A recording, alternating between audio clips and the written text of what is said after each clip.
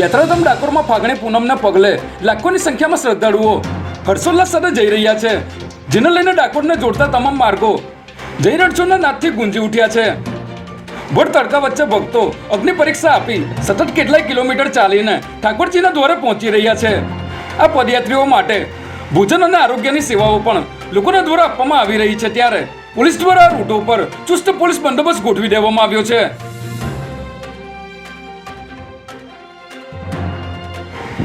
અમદાવાદમાં આવેલ mica ઇન્સ્ટિટ્યૂટના president Shailendra મહેતાને અજાણ્યા નંબર પરથી એક ફોન આવ્યો હતો, જેમાં તેઓએ જણાવ્યું હતું કે કોઈ વ્યક્તિએ 300 થી 400 જેટલા ફ્રોડ એકાઉન્ટ ખોલાવ્યા છે, જેમાં તમારા નામના પણ 2 થી 3 એકાઉન્ટ છે, જેથી તેમના એકાઉન્ટમાંથી આતંકી ફંડમાં પૈસા વપરાયા હોવાનું કહીને આ ગઠિયાઓએ શૈલેન્દ્ર મહેતા પાસેથી 1.15 કરોડ પડાવી લીધા હતા. સમગ્ર મામલે અમદાવાદ સાયબર ક્રાઇમે ગુનો દાખલ કરી તપાસ શરૂ કરી છે.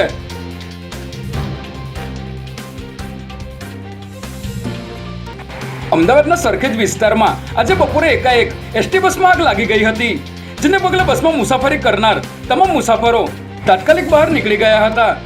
સરખેજ સર્કલ પાસેથી આ બસ પસાર થઈ રહી હતી, ત્યારે એન્જિનમાંથી ધુમાડો નીકળ્યા બાદ બળીને ખાક થઈ ગઈ હતી. ઘટનાની જાણ થતાં ફાયર બ્રિગેડની ટીમે ઘટના સ્થળે પહોંચી આગ પર કાબુ મેળવ્યો હતો.